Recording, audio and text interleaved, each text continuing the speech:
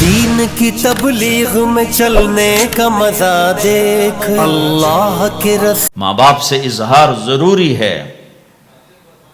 یہ سارے وہ رشتے ہیں جن کو میرے نبی نے قرآن سنو ماں باپ کے لیے وَخْفِضْ لَهُمَا جَنَاحَ الذُّلِّ مِنَ الرَّحْمَةِ وَقُلْ رَبِّ ارْحَمْهُمَا كَمَا رَبَّيَانِي صَغِيرًا۔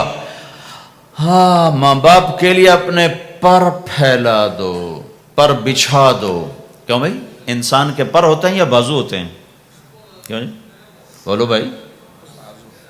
باجو، تمہاری گجراتی میں بولو نا، باجو باجو ہوتے ہیں نا، پر تو نہیں ہوتے نا، لیکن اللہ کہہ رہا پر بچھا دو، اپنے ماں باپ کے لیے پر بچھا دو۔ پر بچھانے کا کیا مطلب؟ میں بتایا کرتا ہوں کہ اس آیت کو کسی تفسیر سے میں نہیں سمجھا، نہ کوئی تفسیر والا یہ تفسیر کی طرف جائے گا۔ یہ جو میرا کالج کا ایک دور ہے، ایک تبلیغ کا دور ہے۔ کالج دور میں جب ہمارے گاؤں کے قریب دریائے راوی ہے، اس کے کنارے جنگل تھا بہت بڑا، اس میں ہم شکار کھیلنے جاتے تھے۔ ایک ایک ہفتہ جنگل میں پڑے رہتے تھے، تو ساتھ کھانے کا سامان، ساتھ سارے حشم خدم، اور ایک ایک ہفتہ ہم شکار کھاتے۔ تو وہ تیتر کو لگتا تھا نا چھرا، وہ چھرے لگتے تھے تو گرتا تھا، تو یوں اس کے پر یوں ہو جاتے تھے۔ میرے آنکھوں کے سامنے وہ تیتر نظر آ رہے ہیں، وہ یوں ایسے کرتے تھے اور یوں گردن ٹیڑھی ہوتی تھی، اور اس کا مطلب یہ ہوتا تھا کہ اب میں تیرے بس میں ہوں، ذبح کر یا چھوڑ دے، میرا بس ختم ہو چکا۔ تو آئے ہائے ہائے، قربان جاؤں قرآن کی خوبصورتی پر۔ میرا رب کہتا ہے اپنے پروں کو بچھا دے ماں باپ کے آگے، جیسے زخمی پرندہ تیرے آگے بچھ جاتا ہے، کہ ذبح کر دو صاحب، بھون کے کھا یا کباب بنا کے کھا، اب تیرے حوالے ہوں۔ ایسے ہی ماں باپ کے آگے یوں ہو جا۔ کیا خوبصورت تعبیر کی ہے۔ لا تقل لهما اف، اون بھی نہ کر۔ آپ نے فرمایا کاش میرے والدین ہوتے، تمنا کی۔ 2 مہینے کے تھے ماں کے پیٹ میں تو باپ کا انتقال ہو گیا، یا اور نہیں تو میری ماں تو ہوتی، میری ماں تو ہوتی۔ اور میں عشاء کی نماز کے مصلی پہ کھڑا ہوتا اور میں سورۃ فاتحہ شروع کر چکا ہوتا، اور ادھر سے میری ماں کہتی محمد، تو میں ماں کے لیے نماز توڑ دیتا۔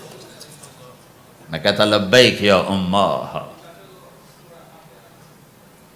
حج کا سفر ہے، 63 سال عمر ہے، ماں کو فوت ہوئے 57 سال گزر چکے ہیں۔ آپ حاجیوں کے ساتھ ابوا سے گزرتے ہیں، 10 میل آگے بستی ہے، پہلے قبر آ جاتی ہے۔ آپ نے احرام باندھا ہوا ہے، سر ننگا ہے، اپریل کا مہینہ ہے، ماں کی قبر سے گزرے۔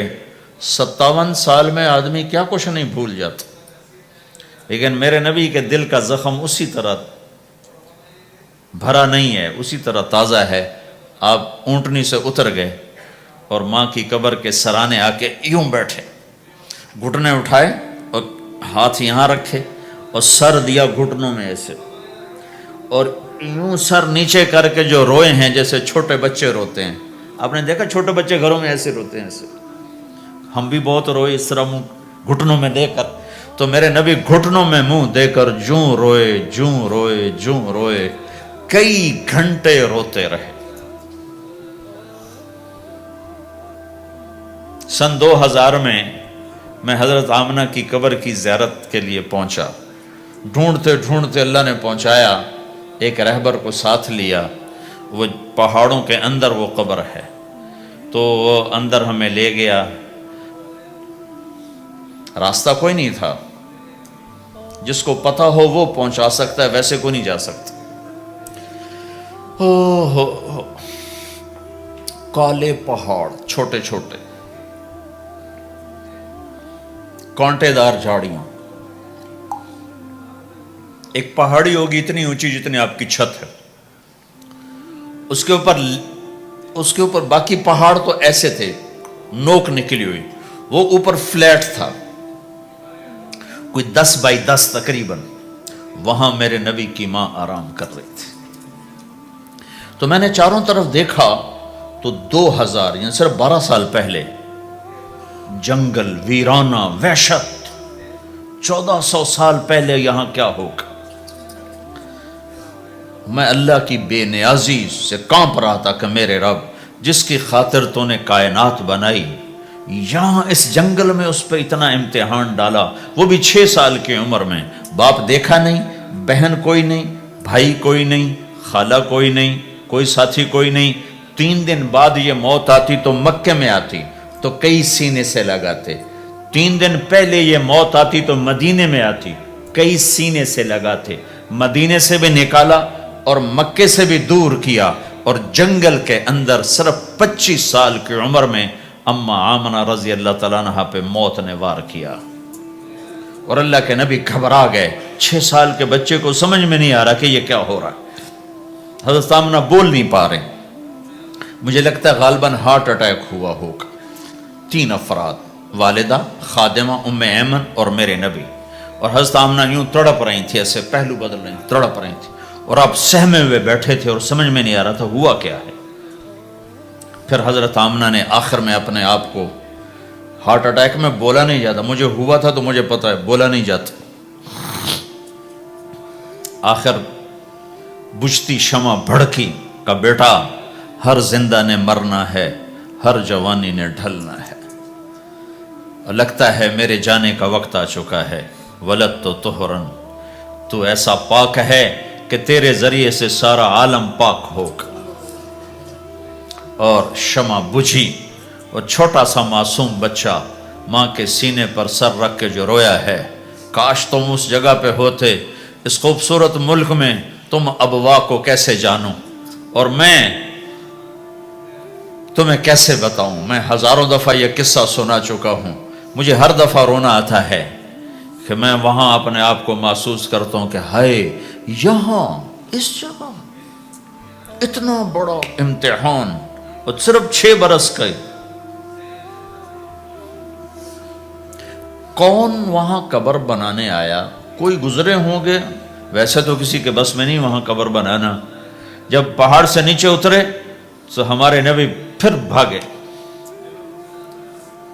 جب ام ایمن اوپر پہنچی ہیں تو کیا منظر تھا کہ ابوا کے پہاڑ بھی روئے، اور زمین آسمان بھی روئے، اور ہر پتھر رویا کہ 6 سال کا معصوم بچہ 2 جہان کا سردار ہے، جنت کا چابی بردار ہے، اللہ کا جھنڈا ان کے ہاتھ میں ہوگا، شفاعت ان کی کہ طفیل حساب ہوگا، ان کی شفاعت کے ساتھ پل پار ہوگا، ان کے صدقے جنت کا دروازہ کھلے گا، ان کے صدقے جنت میں داخلہ ہوگا، ان کے صدقے گناہوں کی معافی ہوگی۔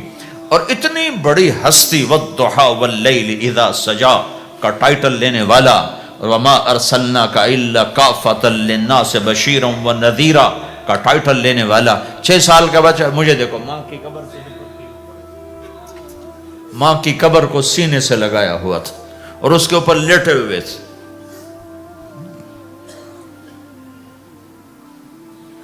جب حضرت ام ایمن پہنچی ہیں تو اللہ کے نبی کیا کہہ رہے تھے؟ اے میری ماں، تمہیں تو پتا ہے نا تیرے سوا میرا کوئی نہیں تھا، تو مجھے چھوڑ کے کہاں چلی گئی، تیرے بغیر کہاں جاؤں گا، میرا کون ہے اب تیرے سوا۔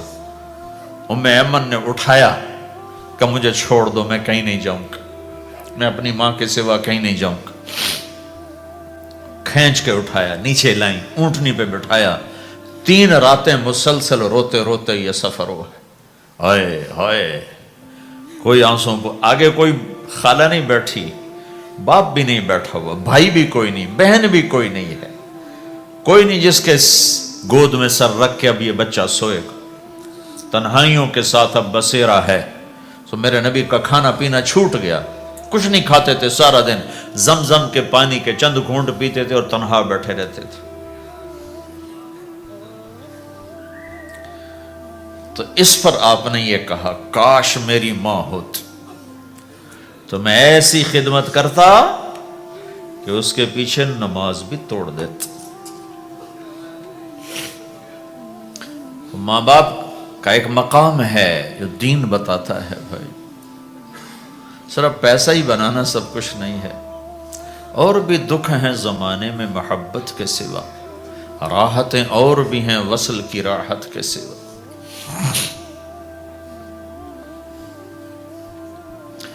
ماں باپ کا ایک مقام ہے، ان کو مقام دو، لیکن ماں کی وجہ سے بیوی پہ ظلم نہ کرو، بیوی کے عشق میں ماں پہ زیادتی نہ کرو۔ یہ گھر کی معاشرت ہے، یہ گھر کی زندگی ہے۔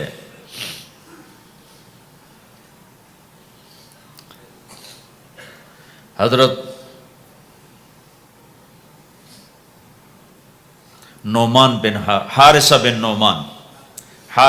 نعمان، دو صحابہ کے بارے میں آتا ہے کہ جیسی انہوں نے ماں کی خدمت کی اور کسی نے نہیں کی، ایک حضرت عثمان، ایک حارثہ بن نعمان۔ حارثہ بن نعمان کے بارے میں تو آپ نے کہا میں جنت میں گیا تو میں نے قرآن کی تلاوت سنی، تو میں نے کہا یہ کون تلاوت کر رہا ہے؟ کہا جی حارثہ۔ کہا حارثہ تو مدینے بیٹھا ہے، یہاں تلاوت کیسے؟ تمہیں سنانے کے لیے کتنا بڑا سپیکر لگا ہوا ہے، اس ساتویں آسمان پر جنت ہے۔ تو کہا فرشتوں نے کہ جی ماں کی ایسی خدمت کی ہے، جب قرآن پڑھتے ہیں اللہ ساری جنت کو سناتا ہے۔